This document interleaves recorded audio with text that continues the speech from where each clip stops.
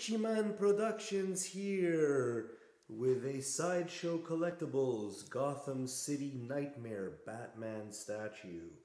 The monstrous, vampiric, werewolf look of this statue is insane. For those of you that have this thing on order, fret not. It's actually really cool. And I'm here to give you the first official review from Mr. Richie Man himself. Now, haven't done a review for a while because I had a lot of stuff on order, but nothing's actually come in, so have been taking it easy with the statues, mainly because I've run out of space and I've got the collection room all set up now, so I'm gonna have to think about what's next in the arsenal. But this was something that was placed on order, I believe, a year ago or even less than that. Saw this when it popped up, and I would say this is very similar in feel for me as the the Joker bust that I got recently, which has all those playing cards on it. It was kind of original, and I like that Sideshow is taking some chances recently.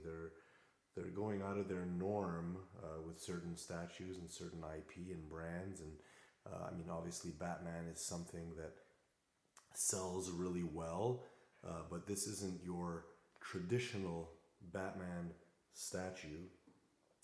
There's something very different about this, mainly that it's not really a character or something that's popped up in the comic books. I know there was a vampire Batman comic of some kind at one point, but this, from what I'm understanding based on the videos that I've seen and the production of this thing, is that this is an idea or rendition of exactly how Batman wants criminals to see him. This is the evil look. This is his actual second portrait here that comes with the statue, which is also really well done. And I like that Sideshow is including a small stand now for these additional heads. I think a lot of people are going to love that. But this is a really nice piece. It's $500. It's a decent price. It's not a huge statue. What are we looking at? Maybe 15 inches in height of some kind. I don't know exactly the precise height, but this is a really nice piece. And you can see the detail. Not much to gripe about here. I mean, it's not like a $2,000 statue, but for the price that I paid for it, very nice. And I love Batman, and this is just something different. I think I'm going to put this next to my Blood Rain Batman, which I got from Mondo last year. I think it'll fit really well next to that, and maybe the Joker Gotham Nightmare collection, which I have not purchased. But this is really cool. There's a lot of detail in this in the head. Now the evil bat werewolf vampire head that you've got here. From what I understand, I think that he's wearing a suit, or is that his skin? I'm not 100% sure, but I think it's definitely a costume that he's got on his torso here. So what I don't like, what got me right away about this, and this might bother other people as well, is that the head sculpt doesn't really fit in with the color of that suit. Now, obviously, that makes sense. It just throws it off just a little bit. Obviously, the wings and the face are all the same tone.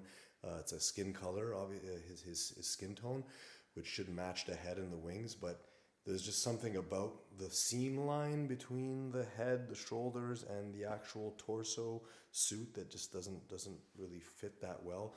And besides the fact that I've got a bit of a gap here, which kind of bothers me and really stands out. Aside from all that, I mean, this is it's a nice statue, and I'm gonna find out if anybody else's statue has that little seam line in the shoulder, mostly in the right shoulder, but there's a bit of a gap there. I mean, there's a space, there's an obvious space between the two, and that really bothers me. Really nice base, can't complain. It's nice, not very colorful, But that's what happens when you live in an evil castle in Transylvania, in Gotham. You get a weird looking tone of a cathedral, and that was rendered very, very, very well.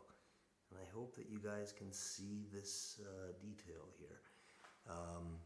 The base has lots of detail. Some mice, some spiders, you've got some centipedes, and there's in the back over here, if I get in really close, you can see all of these bats all bunched in together here. Looks really good. Can't get too low, can't get too close. The lens is really tight and can't get very close, but hopefully you can see that detail nicely. If you got a nice big screen, you can expand it and take a look at all that detail. And swerve over to the other side of the back here. Got a nice little bat right in the corner. I like that one. He's just crawling alongside, going to meet his buddies. What are they doing over there? Maybe they're feasting on something down here. Who knows? But yeah, the wings are nice. Almost reminds me of the Marcus Cinemaquette wings on that beautiful statue of Marcus that they made years back.